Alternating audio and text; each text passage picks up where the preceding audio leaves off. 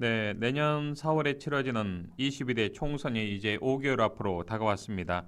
여야 모두 총선 기획단이 본격적인 활동에 들어가면서 공천 과정에 관심이 쏠리고 있습니다. 여야 모두 내부 잡음, 진통 이어지고 있는데요. 자, 더불어민주당과 국민의힘 내에 비주류 세력들의 탈당 등을 시사하는 목소리도 이어지고 있습니다. 자, 이런 가운데 이정락 더민주 전국혁신회의 광주 상임위원장은 광주답게 이재명답게 공천 혁신을 주문하고 나섰는데요. 자, 오늘 이슈판 이 시간에는 이정락 더민주 전국혁신회의 광주 상임위원장을 직접 모시고 호남 정치의 혁신과 공천 개혁에 대한 견해 들어보는 시간 마련했습니다. 직접 나와 주셨습니다. 어서 오십시오. 예, 안녕하십니까. 반갑습니다. 네. 자, 유 원장님께서 요즘에 상당히 좀 많은 분들을 또 만나고 계시는 것으로 알고 있는데요. 내년 총선을 앞두고 혁신이 광주 상임위원장을 맡으셨습니다. 중요한 시기에 중책 맡으셨는데 소감 한 말씀 듣고 싶습니다. 우선 더민주 전국 혁신회의가 무엇인가에 대해서 간략하게 예. 좀 설명을 드려야 될 것 같고요. 더민주 전국 혁신회의는 지난번 대선과 지방선거의 연이은 패배를 이 목도한 의식 있고 깨어 있는 당원들이 전국적 조직을 만들자라는 그 취지하에 모여 있습니다. 실제로 네. 원내는 없고요. 원외를 중심으로 해서 원외 활동 인자들을 중심으로 해서 모여 있는데요. 민주당의 이 혁신을 바라는 전국적인 결사체다 이렇게 보시면 될 것 같고, 의원을 중심으로 하는 그 집중되어 있는 권한을 해소하고 당원 중심의 민주주의를 실현한다. 네. 또 하나는 민생과 민중 개혁을 중심으로 하는 민주당을 과감하게 바꾸겠다. 뭐 이런 취지로 모여 있는 전국적 결사체라고 보시면 될 것 같습니다. 아, 그렇군요. 예, 예. 자, 이제 총선 기획단이 본격적으로 이제 활동에 들어가면서 이재명 대표의 이제 공천의 폭 그로 인한 파장이 좀 어떠할지에 대한 관심도 아주 집중이 되고 있는데 광주 연남 혁신위는 당내에서 구체적으로 좀 어떤 역할과 활동을 하실 계획이신지요? 광주 전남 그 혁신회의에서 하는 것은 전국 혁신회의하고 맥을 같이 하고 그러겠죠, 있기 때문에요. 당연히. 예, 예. 같이 하고 있기 때문에 저희들만 어떤 독자적으로 무엇을 하겠다라고 말씀드리기는 좀 그렇고요. 전국 혁신회의와 함께 민주당의 혁신 공천이 이루어지는 것을 지켜볼 것이고 그것을 강제하면서 저희들의 목소리를 강하게 낼 것이다. 그렇게 말씀드릴 수 있겠습니다. 네. 자, 내년 총선 앞두고 이제 개혁 공천을 요구하는 목소리가 굉장히 높게 일고 있습니다. 이제 유 원장님께서는 광주를 중심으로 민주당의 호남 정치 혁신을 위해서 강력한 공천 개혁을 주문하고 계시는데요. 자, 호남 정치의 혁신을 위해서 지금 이 시점에서 가장 중요한 것은 무엇이라고 생각하십니까? 그동안의 총선이라든가 지방선거를 이렇게 보면요. 특히 뭐 광주에서 조금 그 비하적인 발언일 수도 있는데 네. 막대기만 꽂아놔도 당선된다. 예. 뭐 이런 얘기가 상당히 많이 있지 않습니까? 이제 그러면서 광주의 공천과 이 과정에서는 혁신이 상당 부분 이렇게 실현되지 못했었던 그런 부분이 굉장히 그렇죠. 많았었고요. 예, 그건 뭐 기정이 사실입니다. 네, 예, 맞습니다. 예. 그러면서 실은 저희 당이 말하는 것처럼 절대적인 지지세를 갖고 있기 때문에 네. 특히 광주 전남 지역에 살 수 있는 일이 너무 많아요. 다시 말하면 전국적 판에서 할 수 없는 혁신과 이런 과제들을 실현하는 데 있어서의 그 열려져 있는 공간들이 너무나 많다는 거죠. 네. 저희들은 이제 국회의원들의 그 지금 비율이라든가 이 분석을 해보면 이 국회의원들의 대부분 율사, 판사, 검사 출신들, 고위 관료 출신들, 교수들 이분들이 국회 의석의 한 절반 이상을 차지하고 있는 것이 현실입니다. 네. 대의민주주의라고 했을 때의 국회가 다양한 목소리를 대변하고 그들의 목소리가 이 정책에 반영 되어져야 된다라고 생각을 했을 때 그렇죠. 예. 대의제를 정확히 담보하고 있지 못하다. 그렇다면 광주에서만큼이라도 대의제를 담보할 수 있는 노동자라든가 농민 아니면 중소상공인들 이런 사람들을 혁신적으로 공천해 볼 수 있는 그런 장이 마련되어 있는 것이기 때문에 네. 그런 것도 시도를 해볼 수 있다라는 거고요. 또 하나는 대중적인 토론이라든가 집담회를 통해서 우리의 후보를 우리 손으로 결정해보는 그런 혁신적인 방법도 있지 않겠냐. 네. 뭐 이런 여러 가지. 또 하나는 배시 문제도 고려해 볼 수 있는 예. 광주가 열려져 있는 공간인데 그 열려져 있는 공간을 효과적으로 이용하고 있지 못하다. 그런 생각이 들어집니다. 네. 자, 이제 혁신위에서는 이런 말씀도 하셨더라고요. 인재 영입이라는 명분으로 이른바 광주 정신을 훼손시키는 고위 관료 출신의 공천을 좀 배제해야 한다 이런 요구를 하셨는데 그 좀 이유를 듣고 싶습니다. 왜 배제해야 한다고 보십니까? 정치는 기본적으로 국민들의 어떤 삶을 기반으로 하는 것이 정치인 것이잖아요.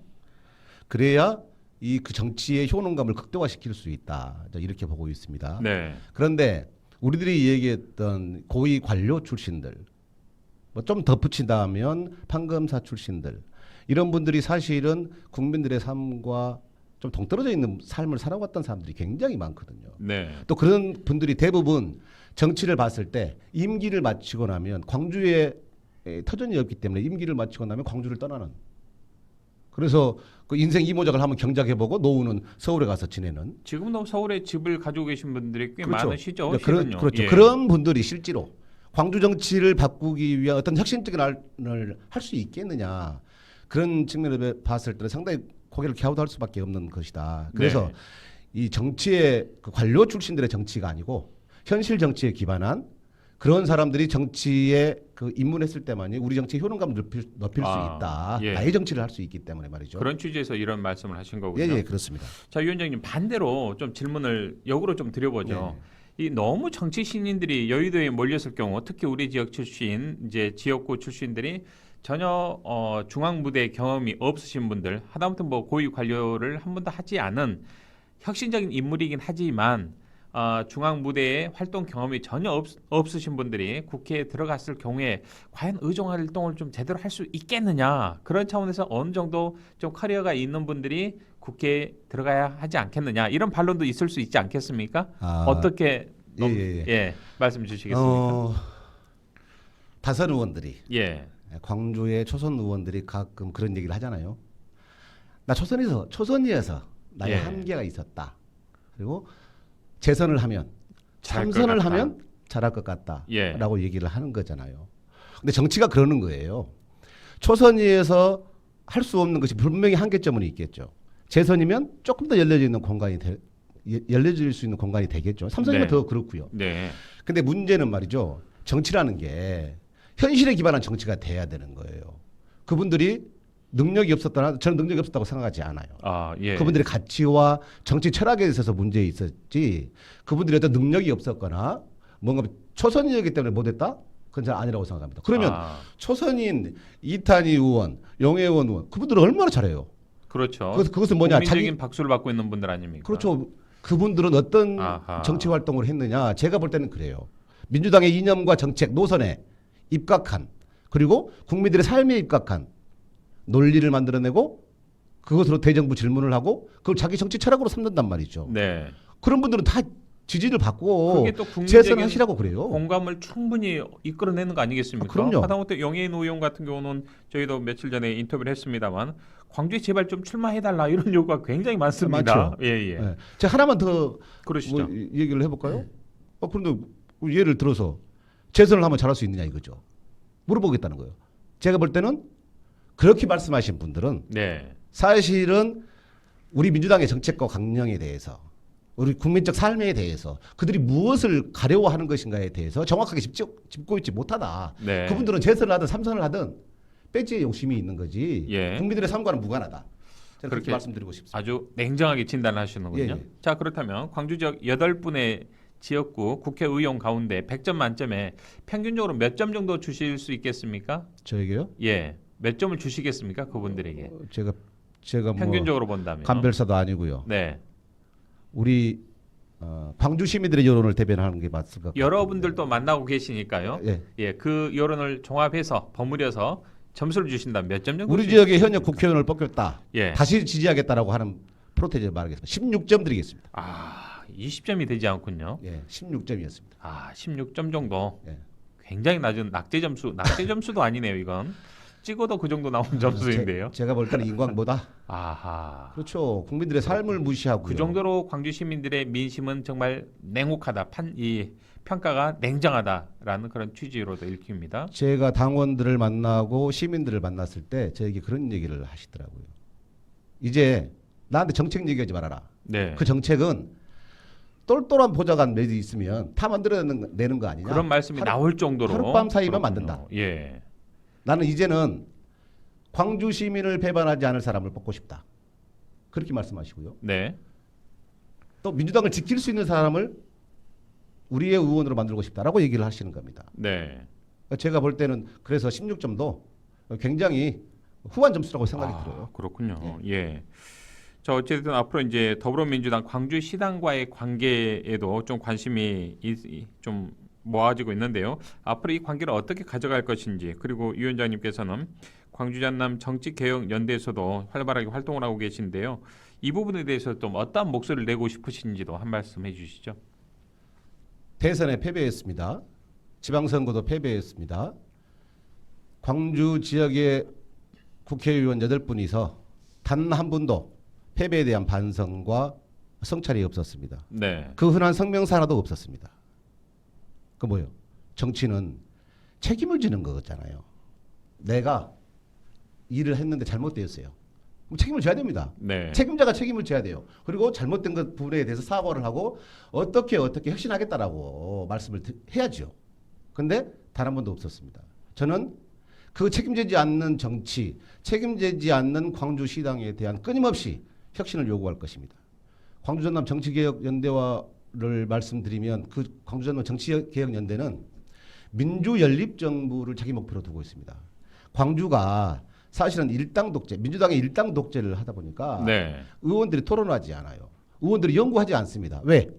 짬짬이로 서로 합의해가지고 의결하면 다 끝나는 거거든요. 가령 지역을 어렵게 돌파해서 의회에 올라왔던 진보당이라든가 정의당 이런 사람들을 철저하게 외면합니다. 네. 그분들의 의견을 철저하게 외면하죠. 일당 독재의 폐해입니다. 광주전남 정치개혁연대는 밀립정부를 지역에서부터 실현해보자라는 이런 가치관을 갖고 있기 때문에 네. 저는 소수의 의견, 소수 군소정당의 의견도 함께 고민하고 토론하고 광주 시민들을 위하는 길이 무엇인가를 네. 적극적으로 고민하는 정치개혁연대와 함께 하겠다. 그렇게 말씀드릴 수 있겠습니다. 그렇군요. 예. 자, 청취자 여러분께서는 이정락 더민주 전국혁신회의 광주 상임위원장과의 이슈 판을 생방송으로 듣고 계십니다. 자, 우리 청취자들께서 또 문자로 의견을 보내주셨는데요. 먼저 5086번을 쓰는 애청자님께서는 위원장님 만나 뵙게 돼서 반갑습니다. 최근 여야를 막론하고 정치개혁을 논하고 있습니다만 잘 되고 있는 상황인지 잘 모르겠습니다. 앞으로 제대로 된 정치개혁이 이루어져 보다 좋은 정치 환경이 조성됐으면 좋겠습니다. 라는 의견 주셨고요.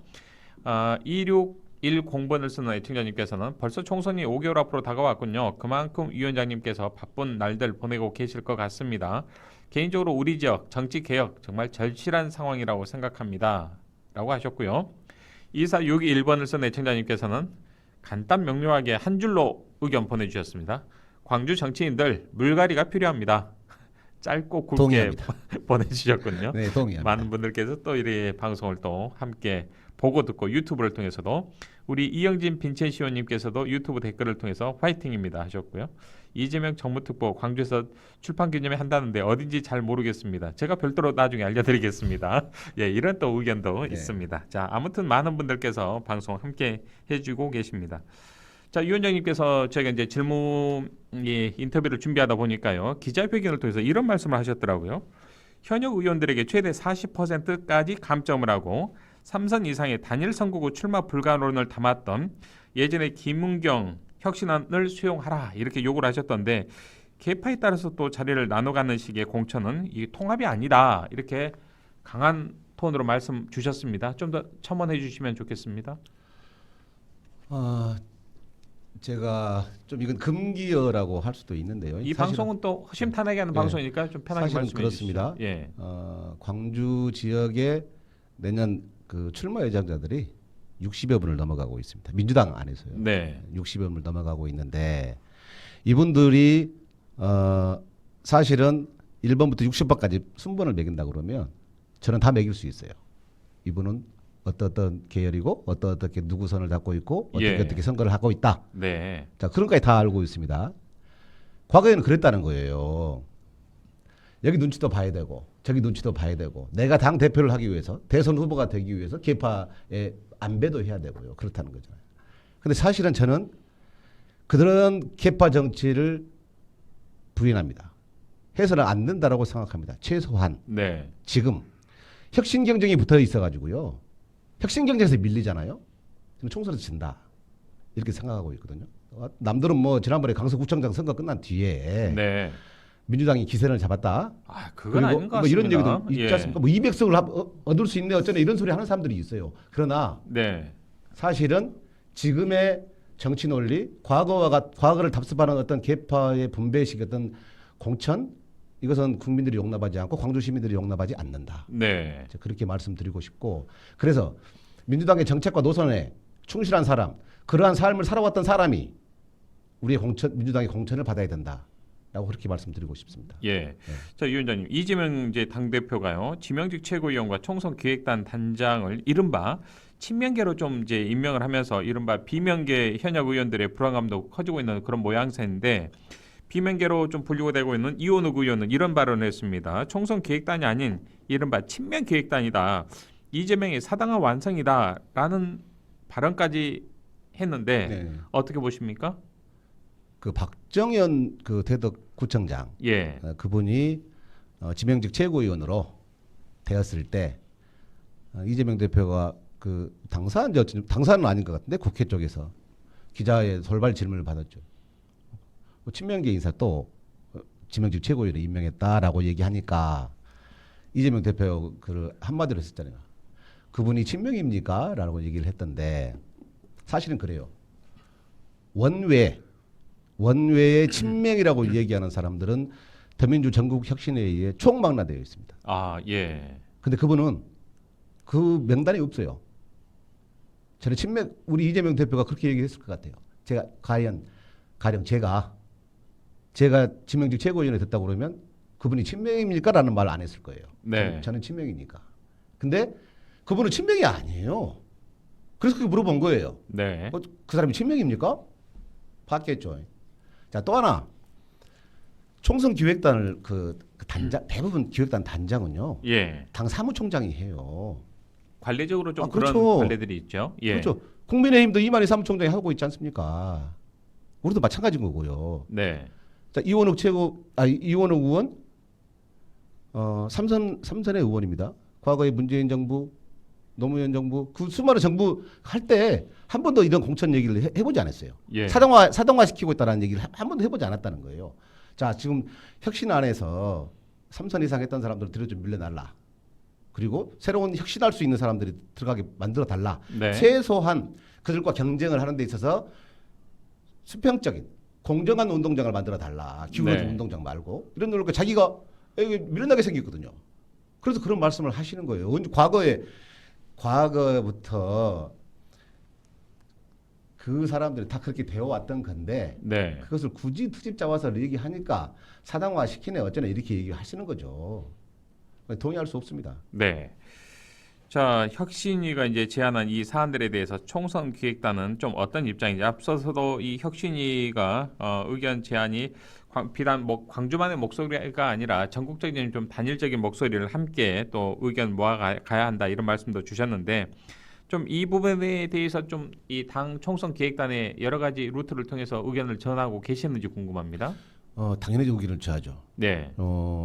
더민주 전국혁신회의를 통해서 김은경 혁신안에 대해서 강력하게 네. 수용해달라 요구를 하고 있고요. 좀 반응은 어떻습니까? 아직 뭐 이렇다 할 반응은 없던 것 같던데 그렇죠. 어떻습니까? 실제로 좀 외부적으로는 그런 반응이 안 보입니다만은 조정식 사무총장 단장 네.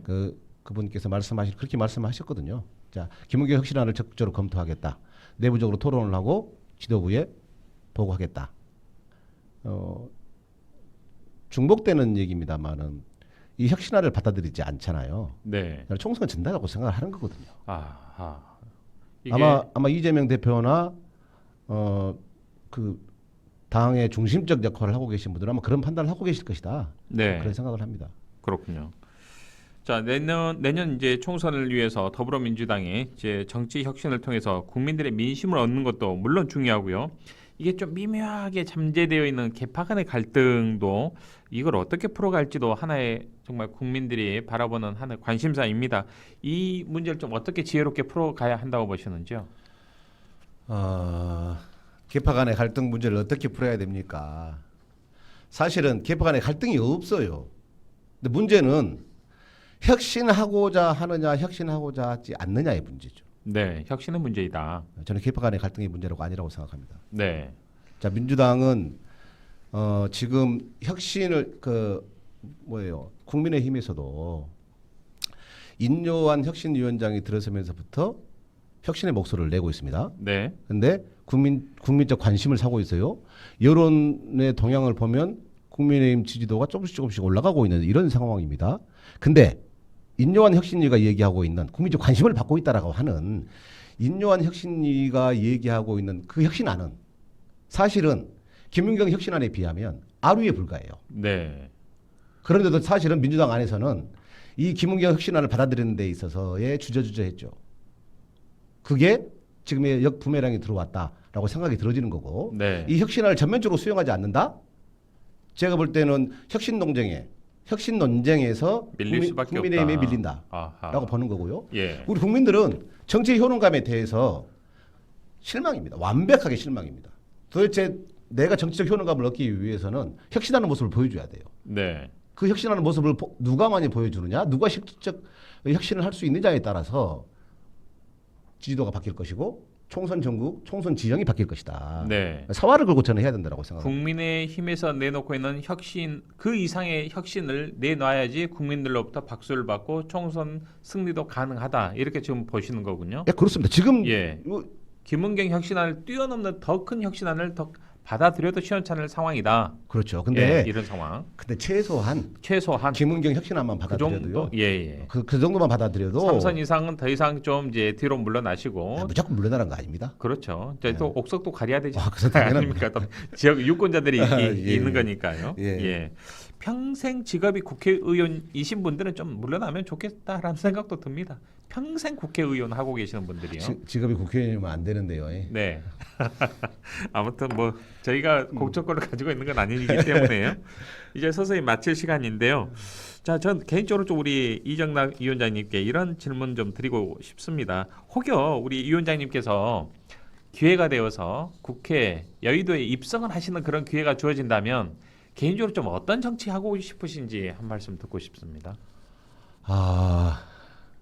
예정이 없던 질문이신데요. 예, 우리 또 이 코너의 매력이 그겁니다. 예, 저는요. 어떤 정치 하고 싶으십니까? 저는 첫 번째 지역에서는 시의원과 구의원을 절대적으로 줄 세우기 정치하지 않을 것입니다. 네, 그리고 이 모든 시의원과 구의원에 대한 줄 세우기를 하자 가장 원천적인 근간이 되어졌던 공천권을 당원과 우리 시민에게 돌려놓겠다. 네. 그게 첫 번째입니다. 내 식구를 챙기지 않겠다. 나를 도와줬던 분들을 시의원, 구의원 시키지 않겠다. 줄 세우기 공천을 얘기하는 줄 세우기 하지 않겠다. 예, 절대 예. 하지 않겠습니다. 그 공천은 아까 말씀드린 것처럼 시민과 당원들에게 돌려주겠다. 네, 배심 원제를 통해서 우리 지역에서만큼 나는 실현하겠다라는 거고요. 두 번째는 제가 노동자 출신입니다. 아까 좀 전에 그 얘기할 때 잠깐 거론이 되어졌습니다만은 우리나라가 대의적 이 국회로 봤을 때 굉장히 훼손되어 있고 대의를 담보하지 못하고 있습니다. 네, 국회의원 비율이 봐도 그렇죠. 자, 노동자와 농민들 그리고 도시 서민들을 위하는 그런 사람들이 국회가 거의 없다고 보시면 돼요. 난 그런 약자의 목소리를 대변할 수 있는 그런 사람이 되겠다. 또 하나 네, 민주당의 정책과 노선에 대해서 충실한 사람. 또 이재명을 중심으로 하는 새로운 사회를 건설하는데 기본 사회를 건설하는데 노력하겠다. 그렇게 말씀드리고 싶습니다. 알겠습니다. 자, 끝으로 이 방송을 듣고 계신 우리 청취자분들과 지역민들에게 짧게 한 말씀 주시고 오늘 인터뷰 마무리할까요? 후보가 난립입니다. 제 예. 지역구에 현 위원장을 포함해서 한 8분 정도가 나오시는데요. 정말 진흙 속에 진주를 골라낸다는 심정으로 내 삶을 바꿀 수 있는 사람이 누구인가를 네, 두 눈 부릅뜨고 지켜보셔야 된다. 이렇게 말씀드리고 싶습니다. 반드시 있습니다. 과거의 화려한 경력이 문제가 아닌 나와 동일한 삶을 살았던 삶이 내 삶을 바꾸고 나의 정치를 바꿀 수 있다는 신념이 있는 네. 그런 사람을 찾으시기 바랍니다. 아마 우리 광주 시민들은 민주 의식이 상당히 높으신 분들이기 때문에 옥석 이번 내년에 치러진 선거에서만큼은 제대로 가리시지 않을까 싶습니다. 옥석을 찾아야죠. 예. 제 함자에 구수록이 들어가 있습니다. 아, 그렇군요. 알겠습니다. 예. 오늘 말씀 여기까지 듣겠습니다. 고맙습니다. 네, 감사합니다. 네, 지금까지 이정락 더민주 전국혁신회의 광주 상임위원장과 이야기 나눴습니다.